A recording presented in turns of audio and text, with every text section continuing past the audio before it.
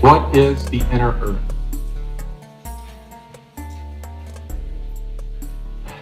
My first, introduction to any of the inner Earth information was on the smart glass pad. And for those of you who don't watch the show, it was a plexiglass-like pad that if you found it on the ground, you would think it was unremarkable.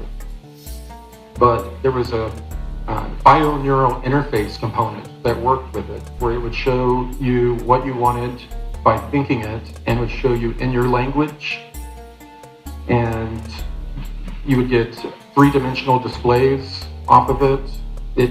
It was like a dumb terminal that connected to a database of all of this information. And we had two different databases. One of them was one that was owned by a non-terrestrial group that we're working with. I'm not exactly sure which group it was. I'm fairly certain it was the Nordics. And then we have the database that you connect to that is just the military information, nothing off-world, other than what we've gleaned on our own. So a lot of the time I spent on the research vessel, it was quite boring. I was either wiping down the walls, setting up or breaking down modular rooms for different experiments. So we would get a lot of time to look at these smart glass pads, and for some reason the inner Earth stuff got my attention. I really liked it. And there was a decent amount of information, but it was only probably in the late 70s that some of these beings that were connecting to military types, they were saying they were from a different star system, and it turned out that many of them came from below the Earth, and they were just telling us that for operational security, so we wouldn't, come down and ruin the good thing they have going. And as it states, we had access to a lot of very high-tech data. I was not super scientific-minded, so I stuck to the outline information more than I did the actual scientific papers, which I would tend to get lost in. There are major cavern networks all around the Earth. A lot of these have to do with the creation of geothermal activity, like lava tunnels. Some of them are quite large. Others come from rift systems that have been exploited by non-terrestrials many thousands of years ago. And they had connected rift systems with tunnels that they created. And this was the ancient builder race that disappeared. And since then, different non-terrestrial groups, inner Earth groups, and military groups have been exploiting the same underground waterways and some areas the size of Texas that are open underground. Some of them are so large that condensation builds up, they have rain, they have misty type clouds. The art that I've had depicted, you cannot recreate the feeling of when you walk into a giant cavern and look around, and there's no way that you can really depict the size of these caverns. Amazing. Most of the cavern network that are used by non-terrestrials and humans alike are at the most usually about 40 miles deep or less, within 20 to 40 miles.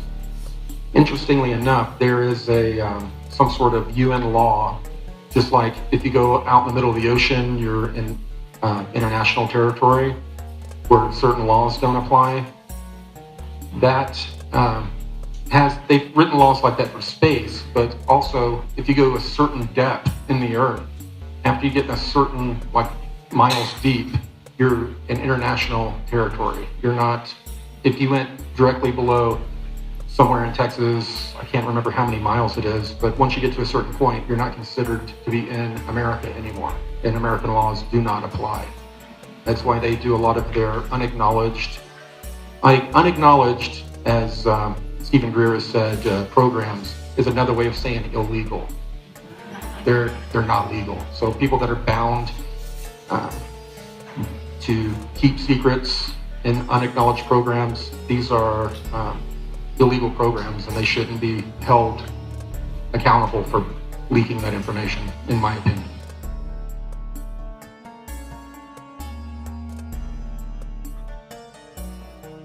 Interestingly enough, it turns out that humans on the surface have sought refuge in the inner earth many times in our history.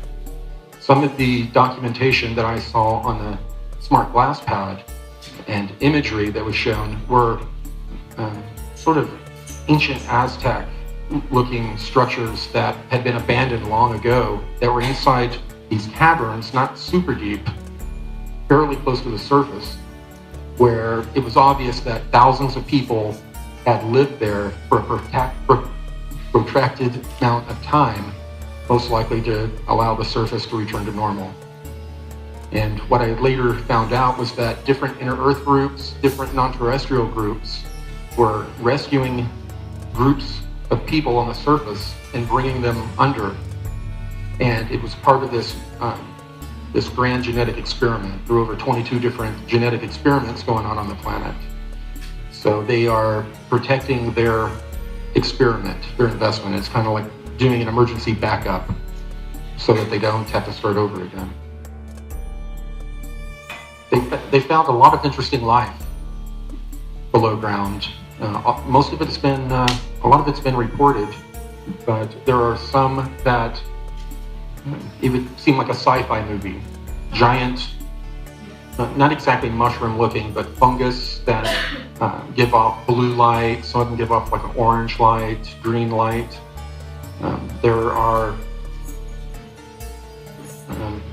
all these different types of plant-like and fungus-like life forms down there that actually give off light. They'll break down dead material, or some of them actually break down the walls and themselves and pull minerals out of the cave walls.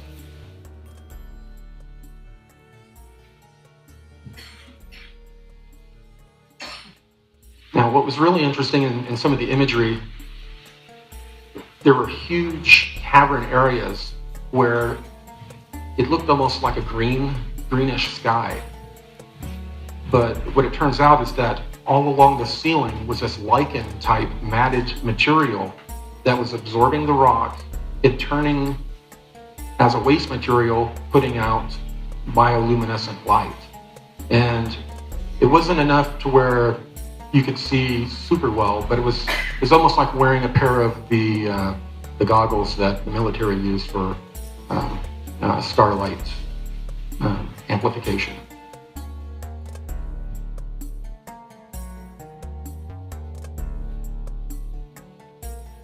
Of course, we're going to find all the things that slither and crawl down there, and most of them are either blind or have zero pigment in them at all, which I don't think is very surprising. Yeah, the salamanders look really nasty, don't they?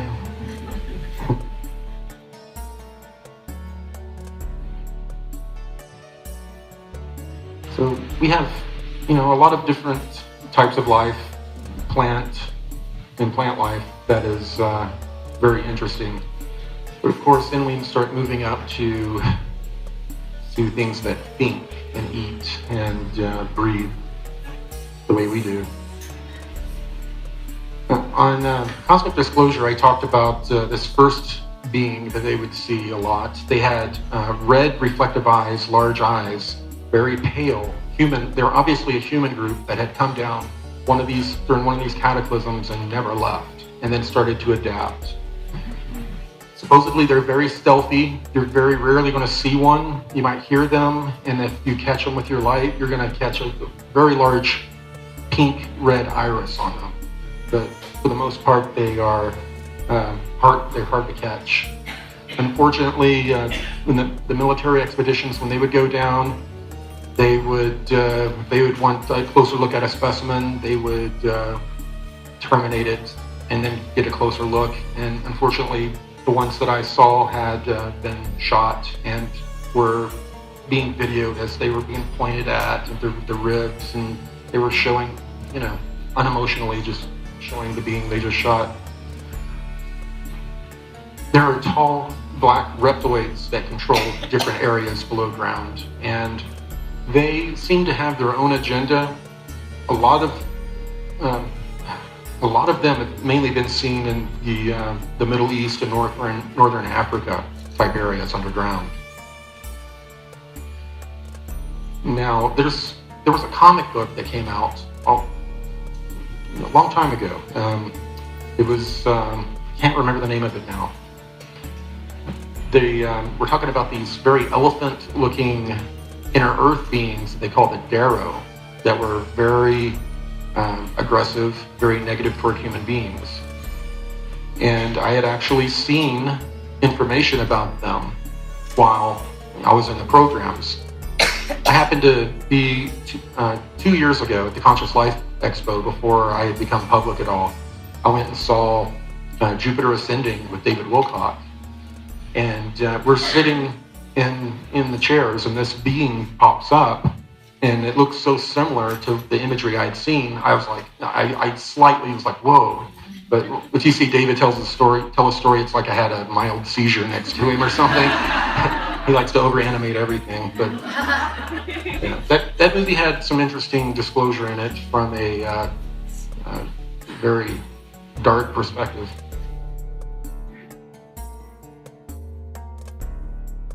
So what is the hollow earth? This is a story that's been around for a long time. It's not new by any means. What was often believed was that we had a center sun. The inside of the crust was hollow, and on the inside there were just people, sailing around and living just mirror to us on the other side. Well, it turns out that there are large enough areas to where I could see where people could get that idea, that they think it's just one giant empty area. But it's a honeycomb. It's the honeycomb earth. From centrifugal forces, heating and cooling, the convection of the earth, over time, it's created this entire zone that are porous, like a honeycomb. And a lot of them connect with each other through rift systems, which I mentioned earlier. And ancient aliens have carved out those areas and made them to where you can transnavigate the planet. So there are underground lakes, oceans, rivers, and a vast amount of water that is locked up in in rocks, that is crystallized. And recently, it's been scientifically announced that locked up in the rocks below ground is way more water than we have in our oceans. There's plenty of water down there, and a lot of it is very mineral rich, as you would imagine.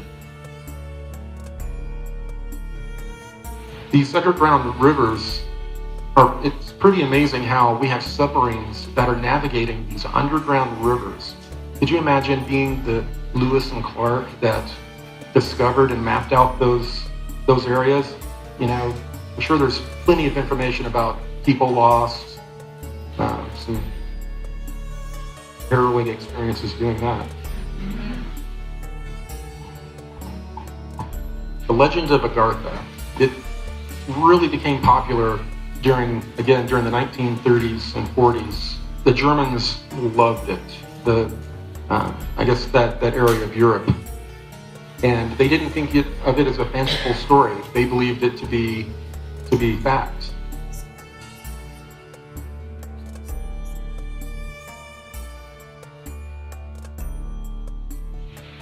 These subterranean civilizations were called the Agartha Network.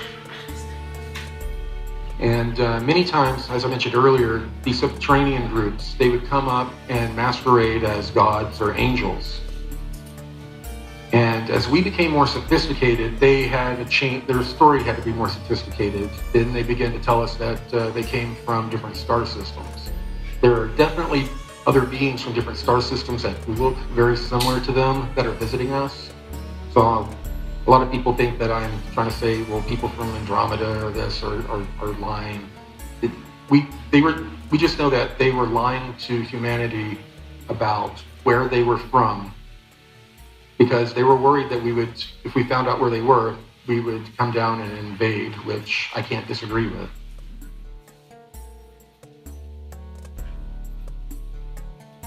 And of course, the Agarthan UFOs, they're called the Silver Fleet, which is interesting. One of the groups that I met that were associated with the Anshar, they have a fleet that they call the Silver Fleet. I don't know if it's the same or not. Admiral Byrd he's been a character that has been brought up all throughout the Inner Earth type of stories, and also anything that had to do with, the Germans being down in Antarctica setting up bases. But you can't really talk about the subject without bringing up Admiral Byrd.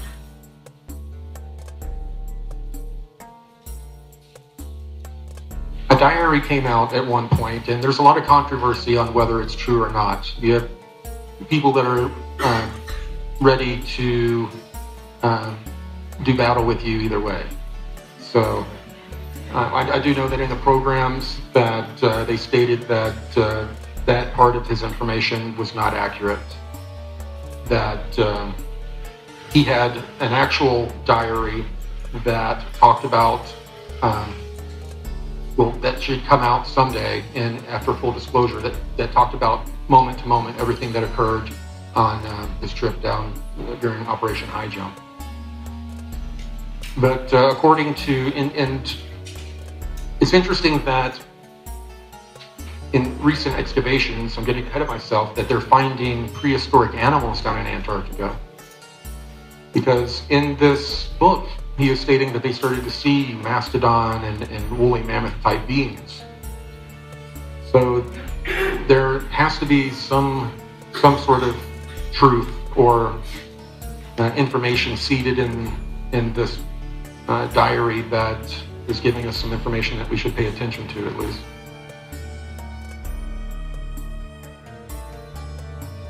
And of course, the diary claimed that Admiral Byrd was flying over Antarctica and was, I guess, flown in. Next to him, he was given a escort flight by a UFO. They landed him in a green area, free of ice, and he was then introduced to these tall, blonde, Nordic-looking beings that had Germanic-type accents. And he visited with them a while. They talked about how warlike we are, which that seems to be the common theme with every group that's talking to us. And then he was escorted back to meet up with his fleet.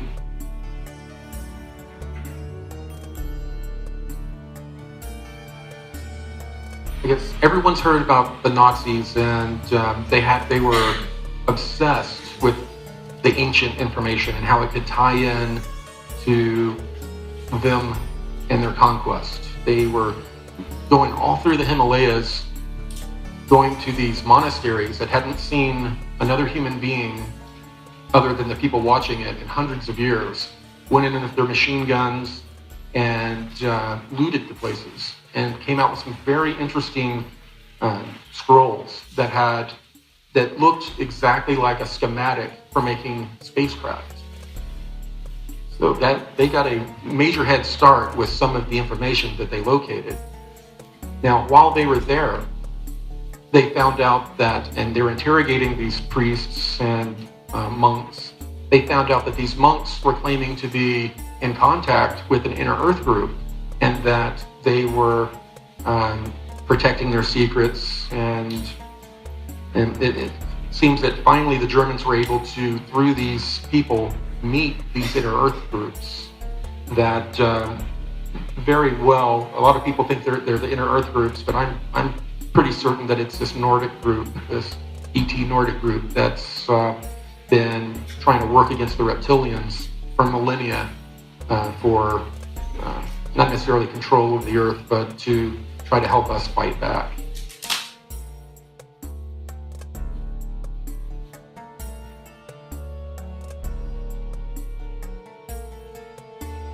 this is when the Germans really started to meet with this Inner Earth group, or this Agarthan group. It was right around the same time that they also started to meet with the reptilians. And the reptilians were happier to give them more militaristic type of information and provide a place for them in Antarctica to move as the war winded down.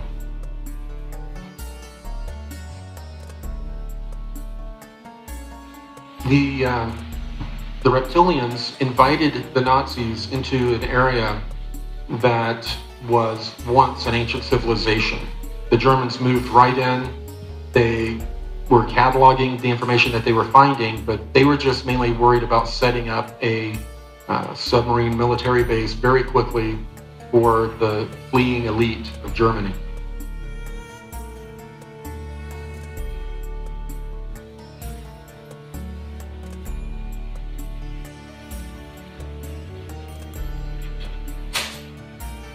This is the Mayan group.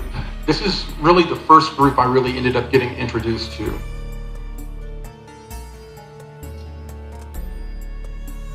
They fly in large cylindrical vessels that were pretty much carved out of the inside of a mountain or deep in the earth and teleported out into space. So if you were in one walking around, it does not look that technological. You see stone walls, you feel like you're in a cave. And then every once in a while you'll see something strange, like something floating off the ground, kind of slowly turning, that has symbols on it that obviously looks technological.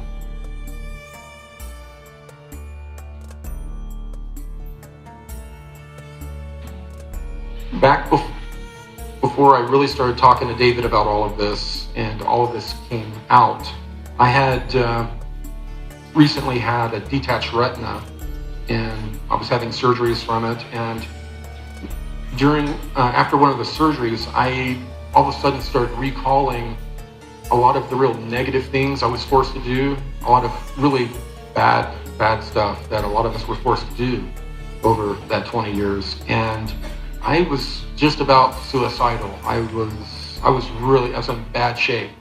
My wife was extremely worried about me. And then one night in my house, a human being pops in along with a bunch of these Mayan-looking people. And it was the first time that I met Lieutenant Commander Gonzalez. He was with them, and he was just giving me instructions because they wouldn't talk or interface with me. They brought me up to this ship and put a halo device on my head. And they used their technology, their healing technology, to help me, I guess, not really forget, but file away some of those memories. They told me there was no positive reason for me to have access to them at this point. And a lot of the other memories, somehow they removed the emotional charge associated with them. So I could have the memory and not have the flow of emotions that were associated with it.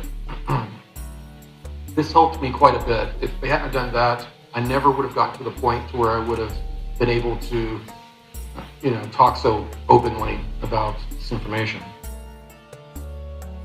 Most recently, they've been doing a lot of further help with me. It turns out that all of the blank slating that they had done to me, the experience in time in these high magnetic fields that these torsion field drives have on our craft, they're not good for your neurology at all over long periods of time.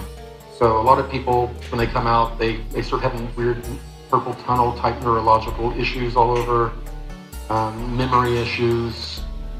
And I've been having a lot of those issues, and they've been helping me what little they can, because a lot of it has to do with if they don't want to, I guess, reactivate memories and emotions that they helped help me with earlier. So I'm going through that with them, and Gonzalez uses this, looks like a black cue ball. He walks up and he just scans my forehead and will scan me up and down with it. It just looks like a stone. It's hard to imagine how it can be technological. And then I finally had my meeting with the Inner Earth people. It was it was just a story I had read on the smart glass pad. And other than, I really didn't know what had happened with the Mayan group. I didn't know who they were. I didn't know they were an inner Earth group. So my first experience was meeting Kari here. She's they put in their inner Earth virgin priestess. She's a inner Earth priestess who I guess happens to be a virgin. She's over 130 years old. When I interfaced with her, I was able to glean that. And her people, they live much, much longer than that, over 1,000 years. The first time I met, they actually teleported me down there with really no warning. Since then, they started using this ability they have. It's kind of like teleconferencing, but it's all occurring telepathically. And you would appear in this area that David Wilcock dubbed the construct, I guess, from the Matrix. It's the area, it's all white, and we'll sit at a table and meet, or have a quick meeting, and then it's over. So sometimes I'm teleported down there, but most often recently it's meetings in what we're calling the construct.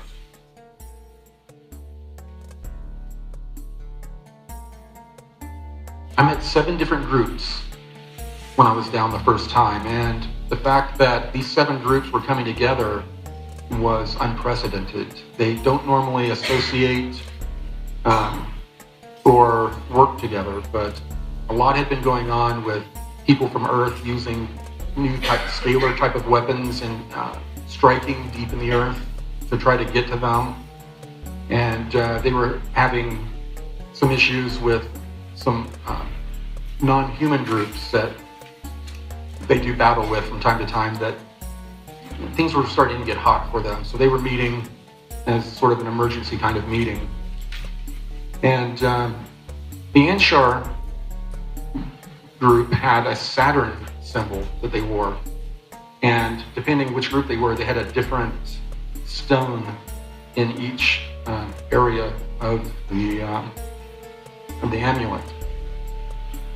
There were some that looked very much like this, that had dark hair, and a completely different group that most of them they had blonde hair or sandy brown hair.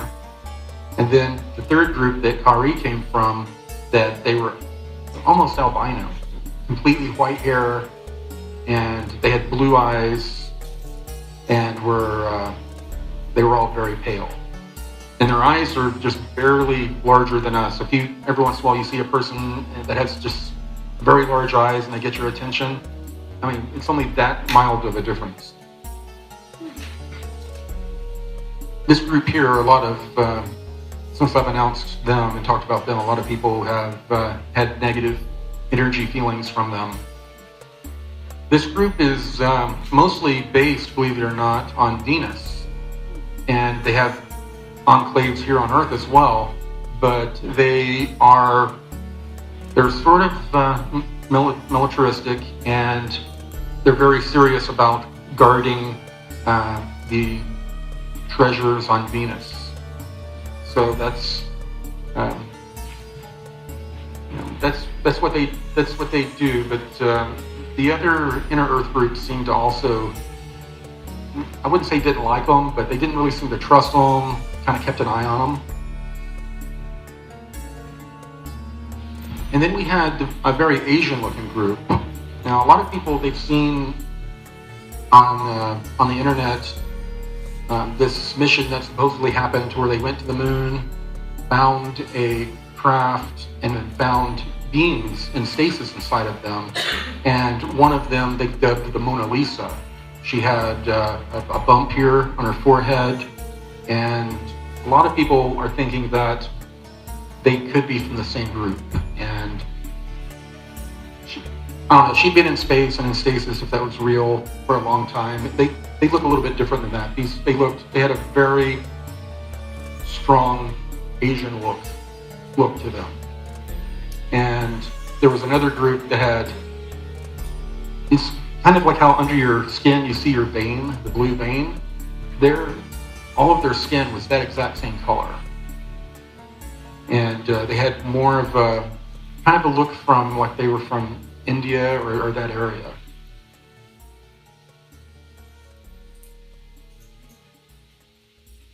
They were all speaking back and forth what I was told was a pre-Akkadian language, very strange, different sounding than what you would hear if you were a linguist. It would stand out very much.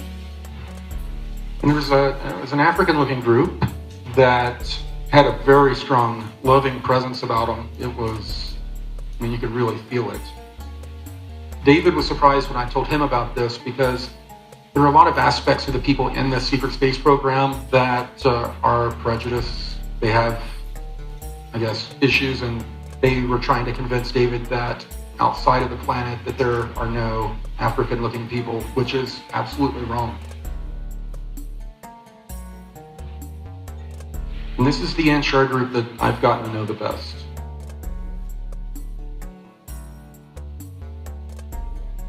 Here's the blonde-looking ones. Same amulet. This is the group here that they had a space fleet or a fleet of spacecraft that are very formidable that they call the Silver Fleet. And I have no idea if they are associated with the other groups that have a Silver Fleet. The Raptors are a group that seemed to be a holdover, or I guess when the dinosaurs had been removed from the planet for this mammalian experiment, some of them had been pulled underground to be kept safe.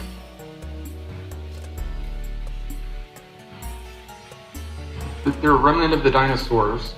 They're proto-warm-blooded, and they look and move more like a bird than you would think of a reptile or a dinosaur. Real jerky, quick movements. Very fast. They're very fast. And most of them have some sort of feathers on them, like a plume, that are colorful.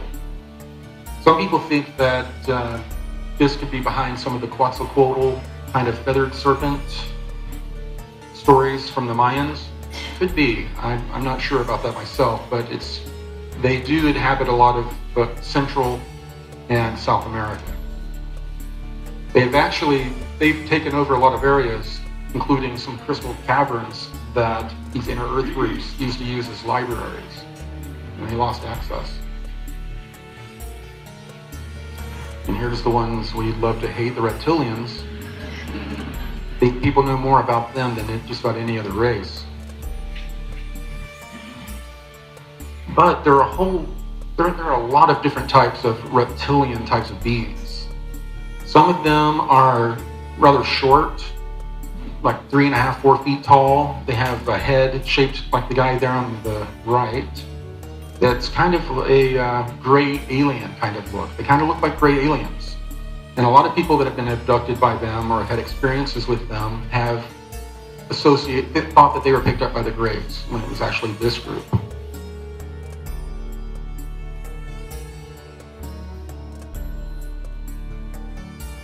And of course, we have the tall, white reptilians that are the royalty.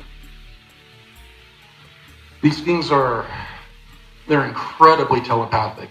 Like, I've interfaced with a number of different types of beings, but nothing that, and I hate to use the word, but it almost seemed like rape.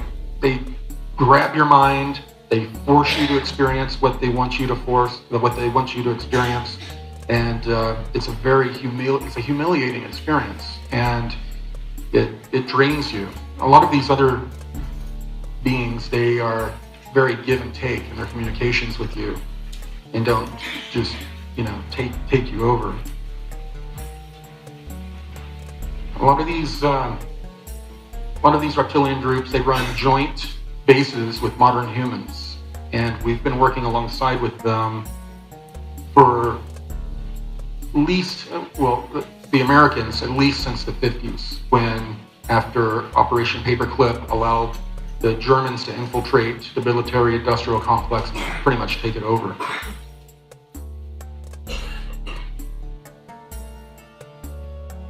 So, as a part of the inner Earth, I guess we're a part of the inner Earth now.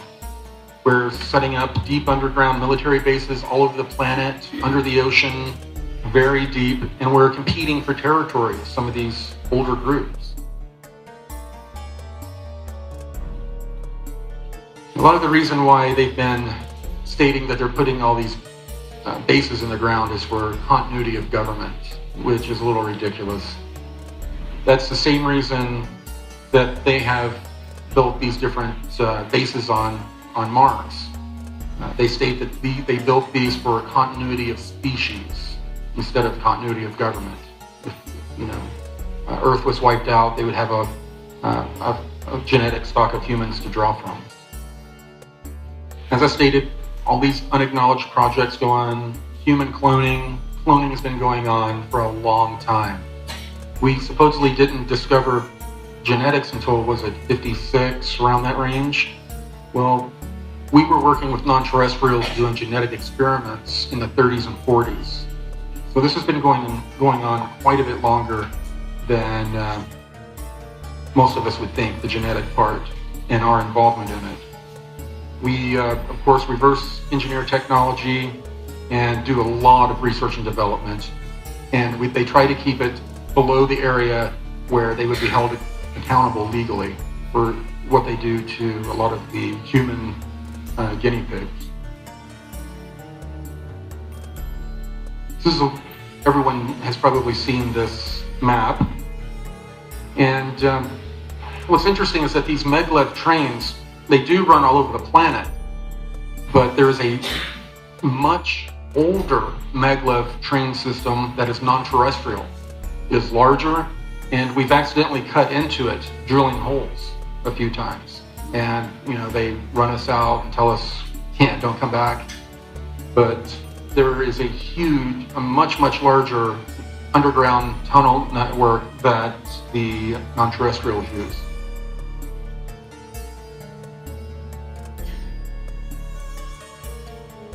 Recently, I received a report that I wasn't sure about, but David Wilcock talked to Pete Peterson, one of his insiders, and he seemed to back it up.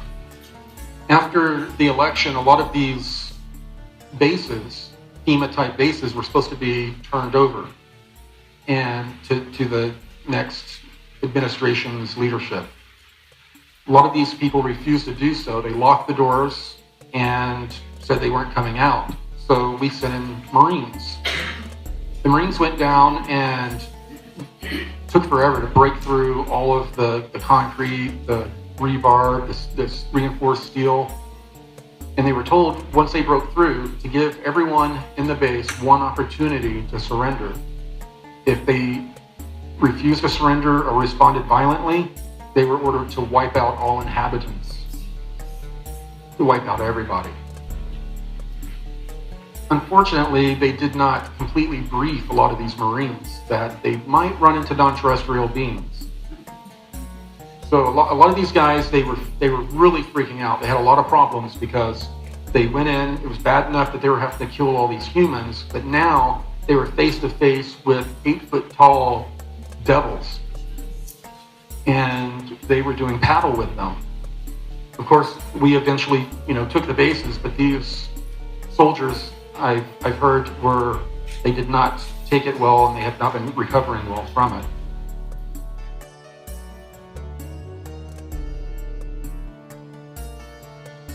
Talk about some of my lab experiences, and as I stated before, my lab, it stands for military abduction, and we're learning more and more about the programs. Everybody wants to lump them under MK Ultra or this or that. There are so many different types of programs that we really need to come up with a different term. My lab just doesn't seem to be accurate anymore.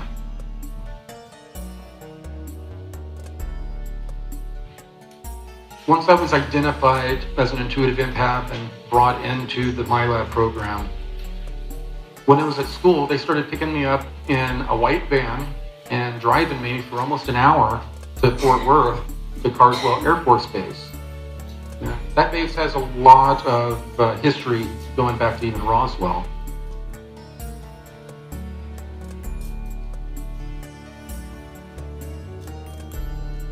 And of course, I would be taken with other kids. We would meet them. We would drive onto the base into a kind of a carpool area that was a hangar for just cars. We would get out, walk down a hall a little ways, and then take a large elevator deep into the ground, where we would come out, and there would be more hallways with a guy in front of the intersection of the hallways, and the elevator had a little card table that was checking IDs and making sure you were supposed to be there.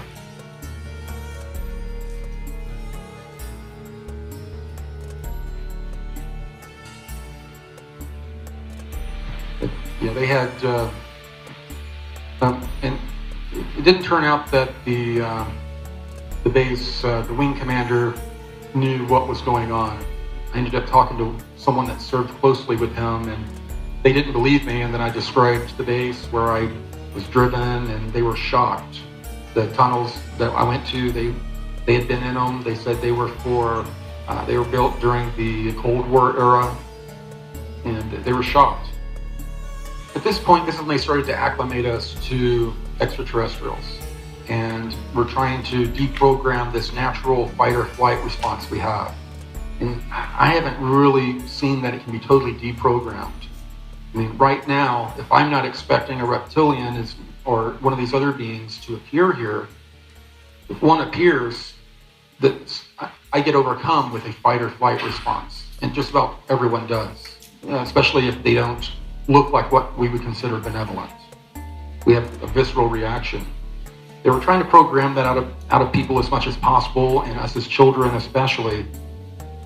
So they would put us in situations in the beginning to where they would give us virtual reality scenarios and then start introducing non-humans through that way. Or we would come out of being under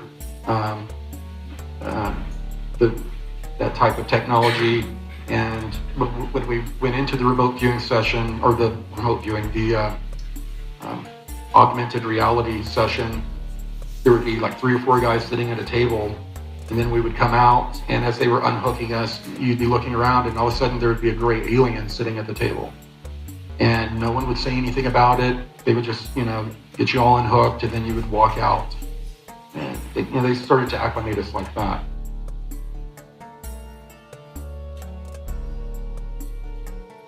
Now, with this technology, it was virtual reality, but they were sending things to you bioneurally.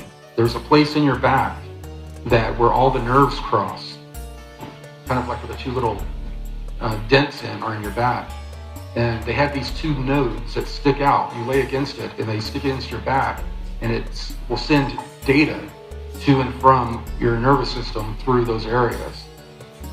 So they could also, kind of like, I guess, in The Matrix, give you a college education or teach you about a certain technology very quickly using this technology, as well as use it to train you and profile you to see how you will react under different circumstances. They use a lot of trauma-based testing in those scenarios, a lot of times just to see how we would react, how much better of a personality profile they could draw up for us to use that information to know how to use us in the future.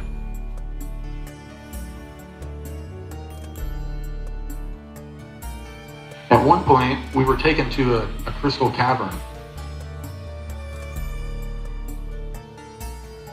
We were first taken underground on the tram system to a location to where there were a number of submarines sitting in a cavern-looking area. They looked like regular submarines to me of the era. And this would have been probably between 81 and 83. I was 11 to 13 years old. So they loaded us all in these different subs and took us down. And where we ended up at the time was miraculous. Since then, they've discovered similar looking caves. This one in Mexico, where these are huge crystals that have formed over millions of years, that it was about 140 degrees where we went, and they had us hooked up to instruments that monitored our health for several different reasons, as well as they had cameras, they had all types of different equipment in the room that were doing some sort of, they were measuring, trying to measure something, like electrically.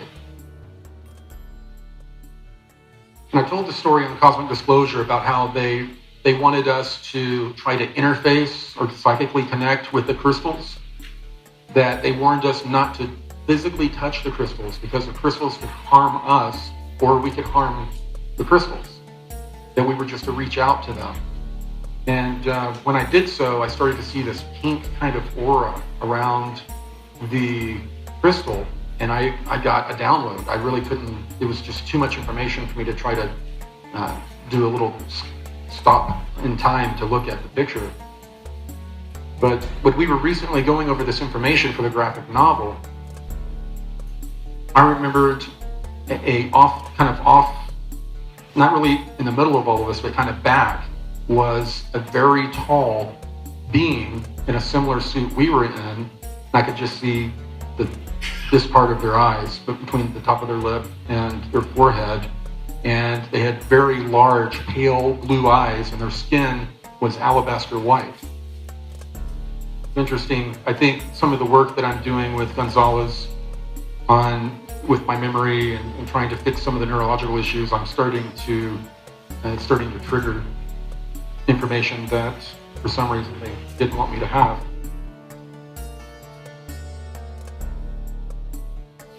It was beautiful. They were beautiful. And, we were told that these crystals they had a life force to them. And basically when we interfaced with them, we connected with them and were downloading information like a USB drive. And later the information was, I guess, downloaded out of us.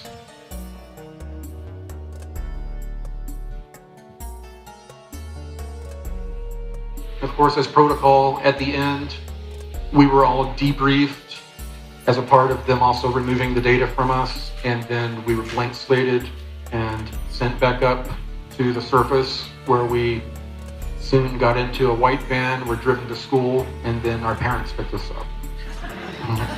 And we were usually given a memory of going on a field trip to a museum or to see a show or something like that.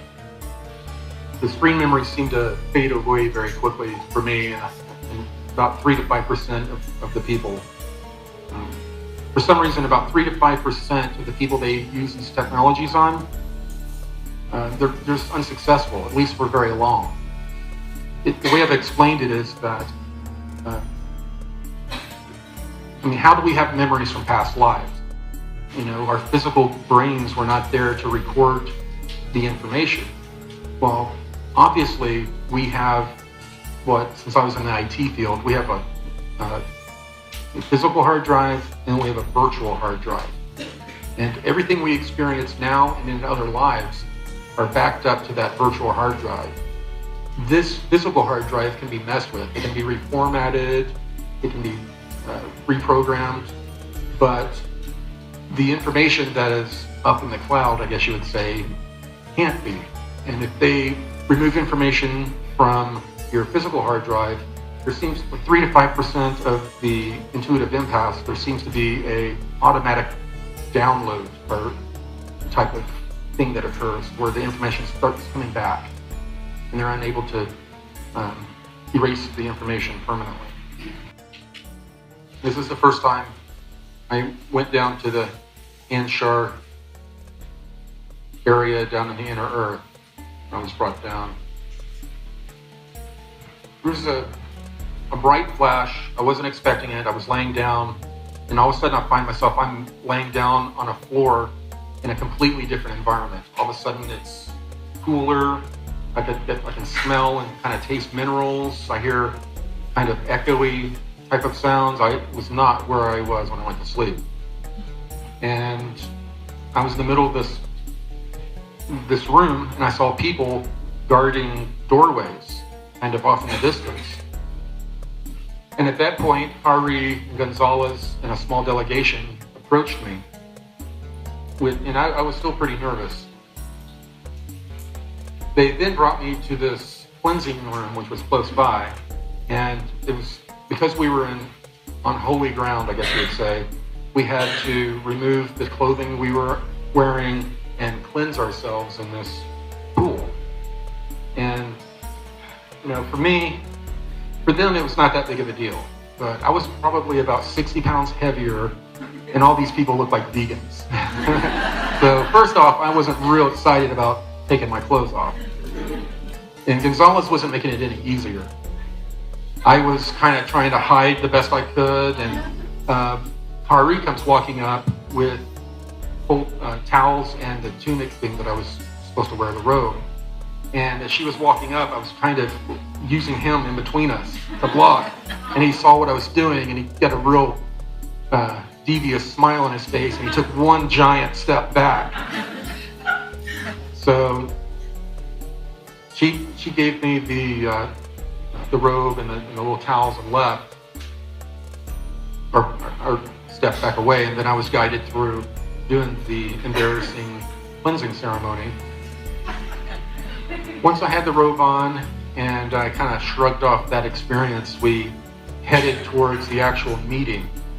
And I didn't even know that it was really going to be this big of a meeting, but this unprecedented meeting between the 7 different groups. And above the doorway in the main room, they had Vesica Pisces symbols above each doorway. And the little hole in the middle, it looked like you could stick a dowel piece of wood in there. It looked like it held something.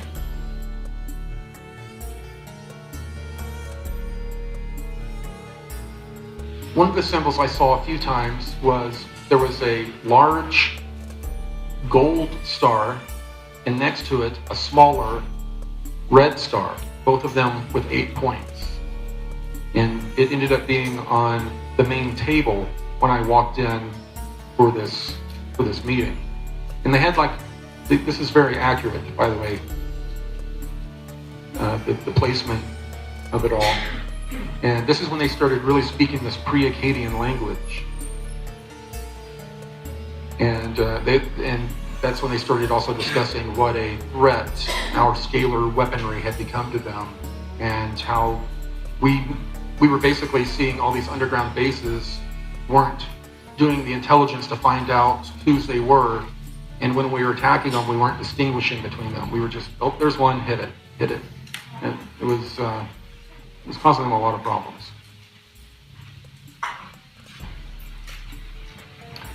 When I was taking to see the city, that's when I was blown away. I walk out of this area, and it's like when you walk up to a building for the first time and you find yourself looking straight up. It's the perspective is so quickly changed on you. It was like being on a different planet. There were some of these natural pillars that were in between the ceiling and the floor. And remember how big these pillars would have to be. You could fit Texas inside of this cavern. And there were lights, windows and lights, and looked like balconies all up and down this giant pillar. There were all these craft that were flying around overhead as well, and they were just disappearing into the side of a wall as if they were just dematerializing and passing straight through.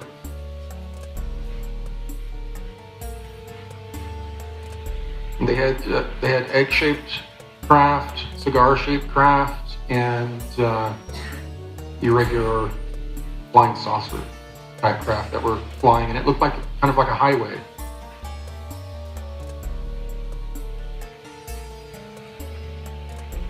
What was interesting were the giant buildings that just like domes of light.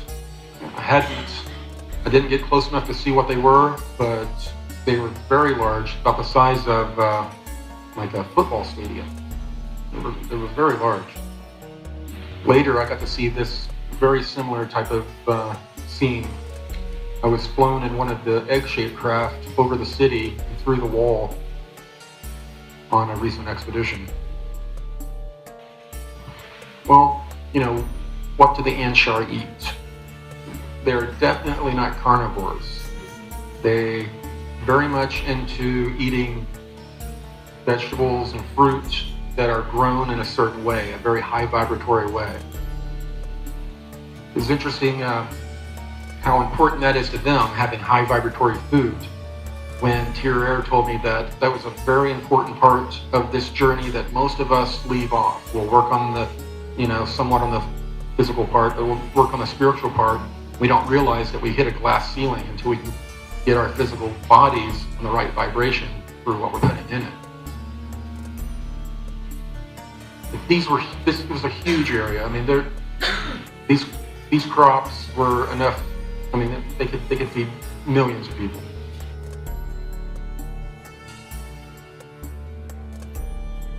We were taken again to this other area that was kind of a park, and it had all sorts of animals in there from a prehistoric era, an area that I believe it was before the last cataclysm or the last ice age. You could hear the animals in the background. At one point, when we were close to being done, some sort of a loud cat or lion type creature roared. I could feel it in my chest. It startled me at least. And in the middle of that room was a giant obelisk that was very weathered. It looked very ancient.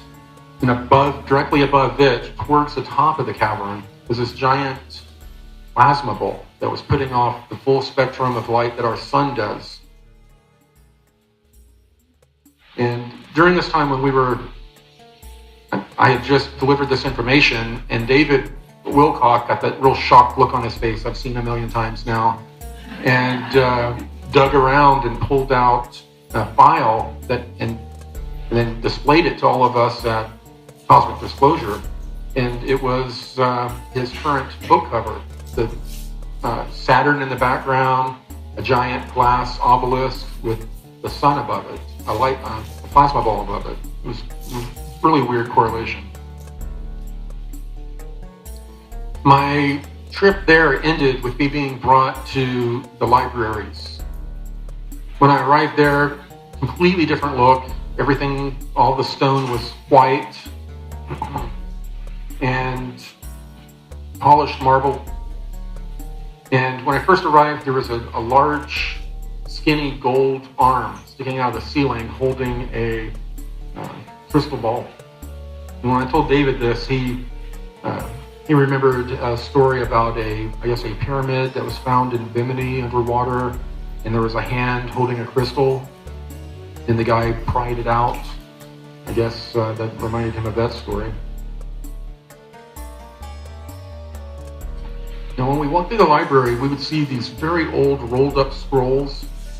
We were seeing tablets and different weird looking books that were bound by like plant material and leather, all the way up to the end where I was seeing books that you could have ordered off of Amazon.com a week before. They had the ISBN numbers on them. It was amazing. So they keep abreast of all of everything. They have full access to the internet.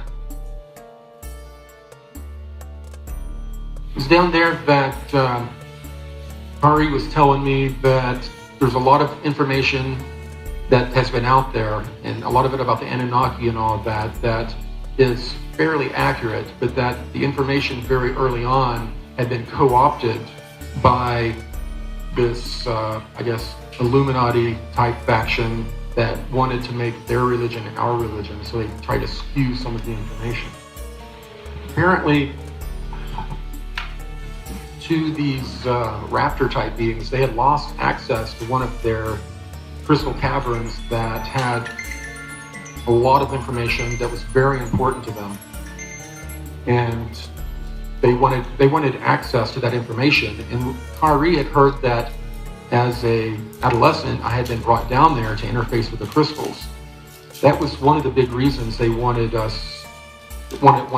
interface with me, is to try to see what kind of information they were able to glean.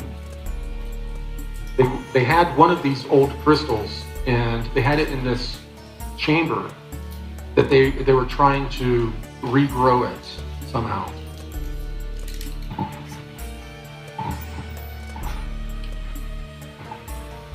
Kari she had told me that she wanted to experience the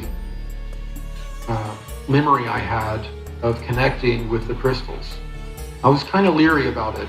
I didn't know who she was. She was wanting to do something that is very personal. And she could tell I had intrepidation, and she walked over to a wall, turned around, and then she had this drink that she called the elixir of Isis that would calm me down and put me in a state to where I could communicate with her better, and I turned it down. At that point, we sat down and leaned across each other and had our elbows on our knees and held hands. And at that moment, I felt as though I was pulled outside of my body towards the middle of where we were, and there was some sort of, I don't know, it's like a whirlwind going on, and I started seeing all these flashes of her life. And as she was going through my life, trying to get to the point to where she could experience that experience, I was seeing those time periods in her life too. But a lot of what I was seeing, I wasn't able to interpret because I have such a different experience than she does. But there was an experience to where she was upset extremely that one of her childhood friends had been killed in an incursion with these raptor type beings. There were a few things like that, and that's when I was able to glean from her that she is a priestess set aside to be holy, that she has never engaged in sex or any of that. She was totally put aside just for what she was doing. And after I had that experience with her,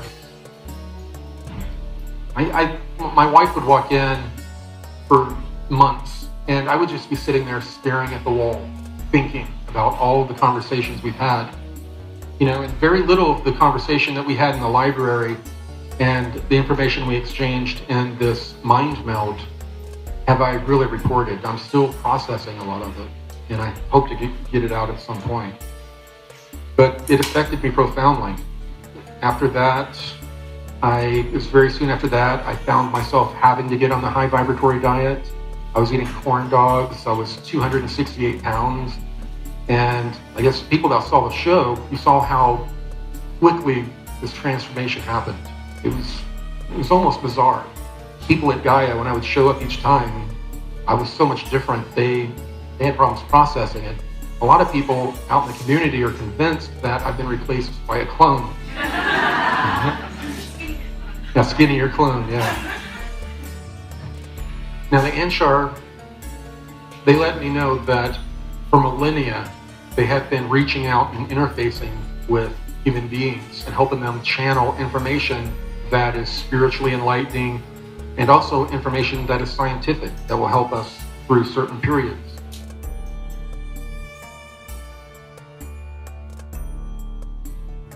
When I walked through this library area where all these people were kicked back in these egg-shaped chairs, it was, I don't know, it's surreal.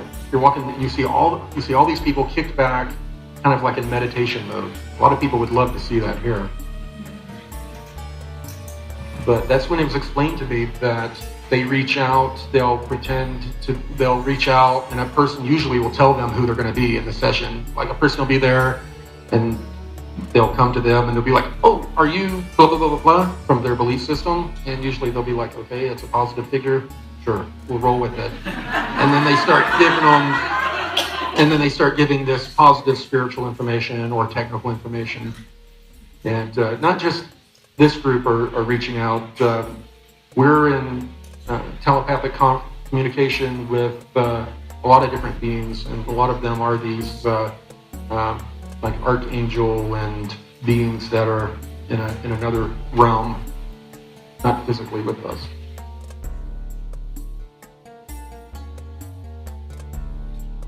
The Inshire brought me on 2 different occasions down to Antarctica. The first time was just for what they called a reconnaissance flight. They wanted to get this information to the SSP Alliance and a few other people, and so they pretty much just brought me along for the ride. This is the vessel we were on. Gonzalez called it a bus because I guess when you walk in, it's seated very similar to a bus, and it looks kind of like a bus. So he was calling it the Inshire bus.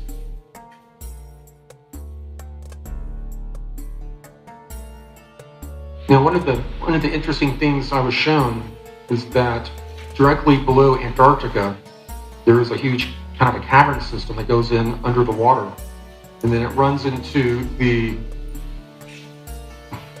rift system that runs under the Ross ice shelf, and runs up through under the ocean in a rift system that runs all the way up to North America. The military-industrial complex have been exploiting those areas for many, many years. We've developed these giant black submarines that are electromagnetically propulsed, but they're the size of container ships. They're huge. They actually load with, I saw them unloading, but they will load with cranes, giant container ships, just like you will see in any harbor around here.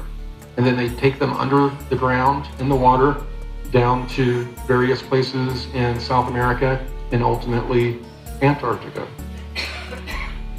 And a lot of the area they travel through are areas that were, created between rift systems by the ancient Goode race. They're very ancient underwater tunnel systems.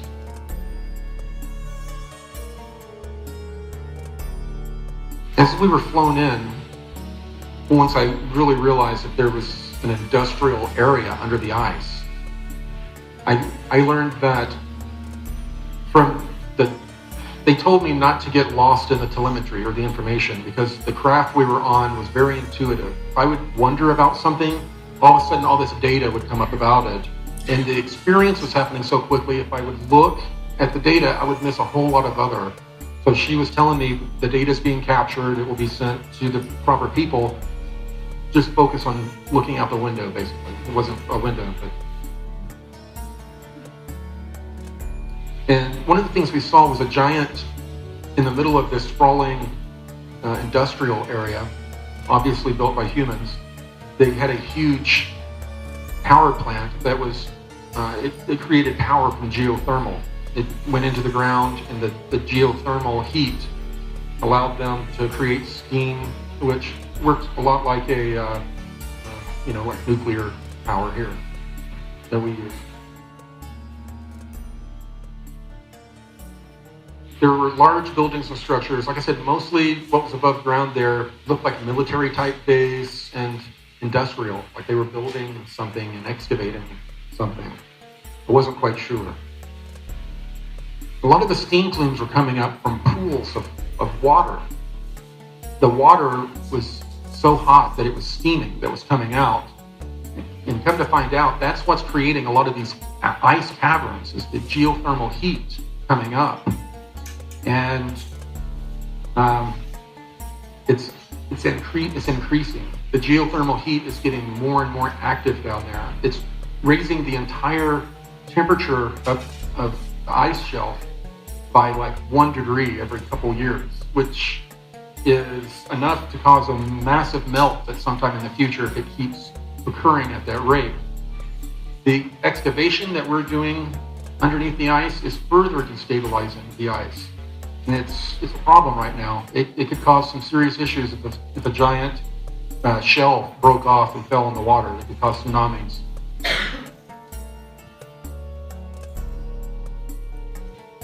And they're doing most of their excavating with steam, pressurized steam, to clear out areas where they are finding ancient palm trees, ancient structures, mastodons, woolly mammoth type creatures. They're finding them everywhere. They were flash frozen. After that trip, I returned back to the inner Earth hangar area through this blue swirling vortex that was just above the water. That's where I've gone in and out of it several times now. One of the groups that I didn't know about until Ari told me about them was a group called the Banished. This is a group that is made up of people that have been kicked out of inner Earth societies over millennia because they didn't want to live by the rules. A lot of them, it turns out, just fell in love with surface humanity. Even though we're going through these wild, crazy times and we're mostly misbehaving, something about us enamored them. And they came out and wanted to live amongst us and help us grow. But at the same time, they have service to self type agendas as well. So they're not seen as positive, more neutral.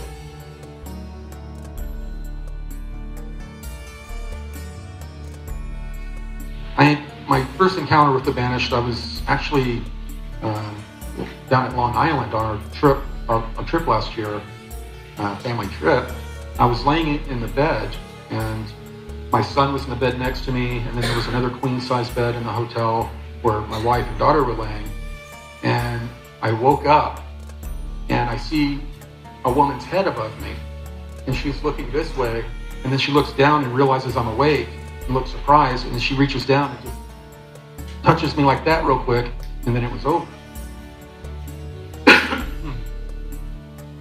It was disconcerting to me because my family was in the room, and afterwards I was having a lot of really weird dreams, thoughts that I don't normally have, very bizarre thoughts and feelings. And as I started to find out more about these people, I started to find out that they tend to seek people in positions of power. They try to intermarry into rich families or powerful families, and that they were having children with these regular human beings. Now, it was probably about 6 weeks. I was having all of these bad dreams, weird thoughts, I just wasn't myself. And I had met with Kari a few times during that time period. Finally, I was pulled down in the middle of the night, white flash teleportation, and she guided me to this room that had a table on it, where she told me that this banished person named Mara had infected me somehow with entity attachments, and that these entity attachments were being used to keep tabs on me and also to get information or intelligence about what was going on with the Anshar. She had me lay down, and she pulls out this real long crystal and starts waving it over me. And it's making noises kind of like how crystal glasses with water in them, you rub your finger around them, they make kind of a singing noise. It was making these different noises, and then all of a sudden I started seeing these shadows darting away. So, they were removed. I was glad they were removed, but I wasn't very happy that they were there to begin with. I asked her why she hadn't removed them in our prior meetings, or at least told me about them. And she stated that they had to wait till they had tried to attach to my energy vortexes, but just before they completely attached, to remove them.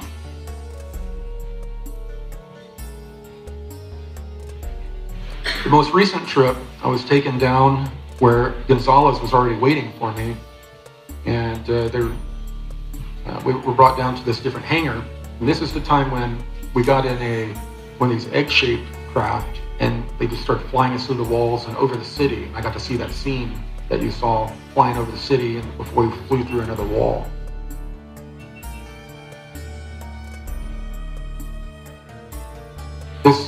We went up through a blue swirl, came out of the ocean basically in a blue swirl, and darted very quickly and got to where we were going in Antarctica. They didn't slow down. They headed straight for a wall, just like they would do in the inner earth, in the caverns. We went right through the ice.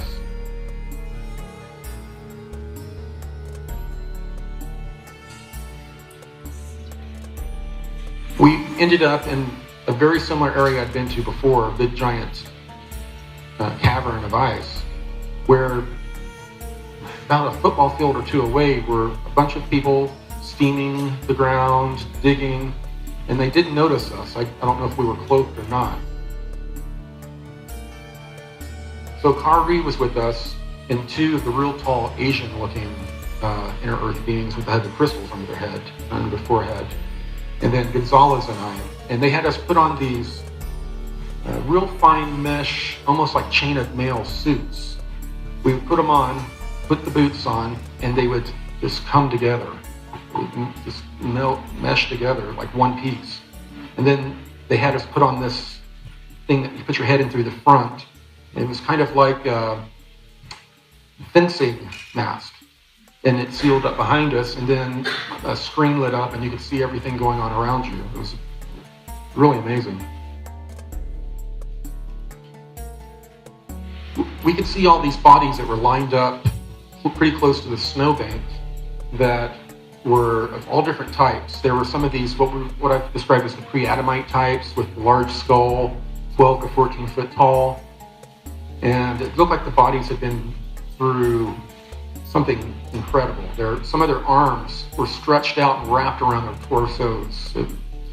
They were pretty beat up. And there were different types of humans that were there too.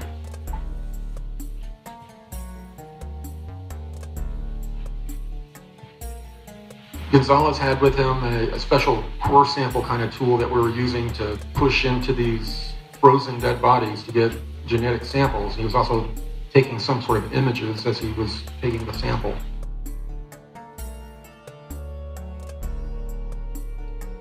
One of the ones that I did a sample from was, there was a probably a little bit shorter than 5 foot tall being that was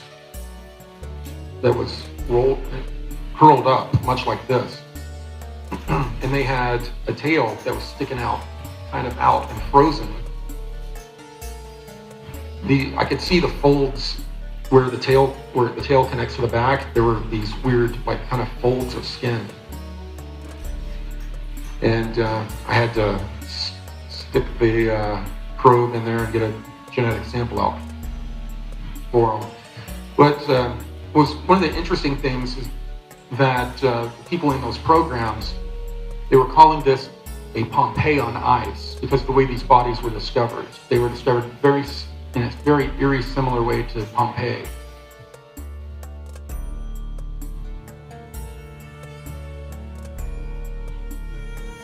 These were, the one on the right is one of these original pre-Adamite type beings.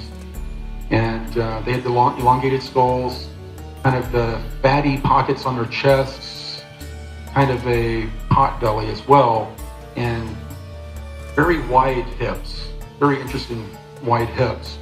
And of course, many of y'all have seen that with the ancient Egyptian depictions of some of the pharaohs. Akhenaten and some of them that were depicted with strange physiology. And some of these elongated skull beings that ended up ruling Egypt and other places were survivors or remnants after the last cataclysm that happened. These, I guess, lack of a better word, these Atlanteans were stranded in little enclaves all over the planet. They no longer had access to their technologies, or most of their technologies, or each other. They were separated and really didn't begin to talk with each other again. The group, there was two different groups. One group was Europe, Africa area, and another group was here in the Americas. And until after the time of Columbus, they were not able to really interact with each other. And there seems that there is a long-standing competition or feud between the two groups, as it is. These images really show, I guess, the strange bodies that they have, the pockets of fat on the belly and the real wide hips and narrow waist. It's striking. Back to the original, the bodies we were looking at. We were then shown that there was a little bit of stonework sticking out of the snowbank we were next to. So, without missing a stride, Kari and the two other Inner Earth people just walked through it as if it wasn't there. And Gonzalez looked at me, I looked at him, and we followed them. And when we got inside, the room was lit, and it was a library. There were all different types of scrolls around, very large, looked like someone with large hands, a large being, was using it. And on the wall there was a bowl, and there was a little bit different than this image that was depicted. There was 3 rings with a arrow stuck in the middle of it, almost like a target. The 2 Asian-looking Inner Earth people walked directly up to one of these trays and started loading metal scrolls into this collapsible crate that they had with them. And it was crinkling. It sounded a little bit like tin, but I was able to see one of them that had flopped open a little bit, and it looked like laser-etched symbols, all in it, laser-etched symbols. And to this day, I still don't know what type of intel or information it was, but obviously they wanted to remove it before that area was excavated.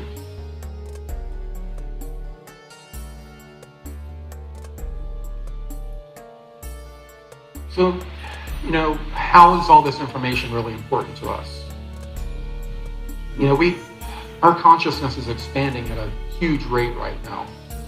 Finding out more information about these Inner Earth groups that have been so tied to us in our journey here on planet over millennia will help us understand our history, but also a lot of the information that we're looking at. So much of it has been turned into different belief systems or religions that, people will sit there and regurgitate information in a way that they give other belief systems, crap for. We'll give people crap for being so much of a fundamentalist when we're the same way with our belief systems. What will help is if we start to open our minds a little bit to other information and realize that, if we can look at this information with different eyes, we may get even more useful information out of it. A different perspective of looking at it and looking at ourselves.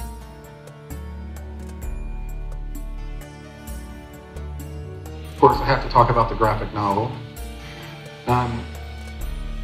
Interestingly enough, when I was conversing with Tier Air, stated that all this is really great work.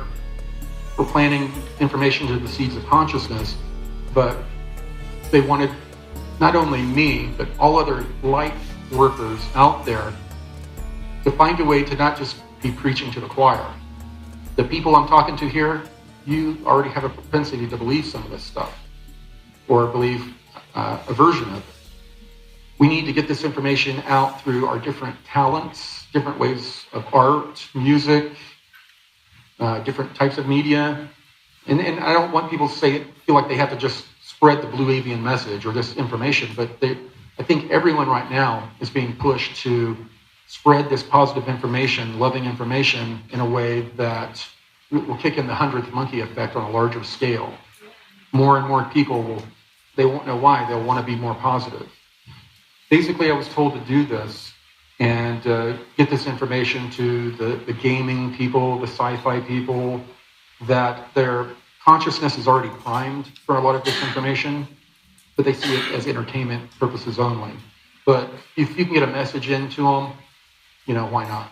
So I think that's what we're going to start seeing. A lot of people that do what we do, people with the arts, music, you're going to find people being compelled to spread this blue avian type message of being more loving, forgiving yourself, being service to others and trying to change the world one person at a time.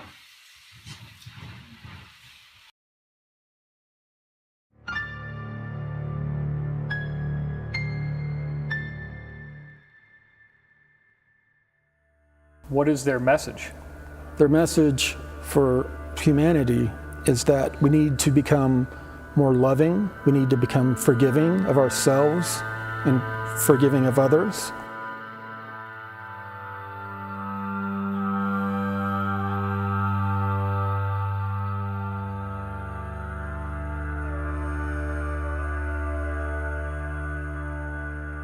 We need to focus on becoming more service to others on a daily basis. And we need to focus on raising our vibration and our consciousness.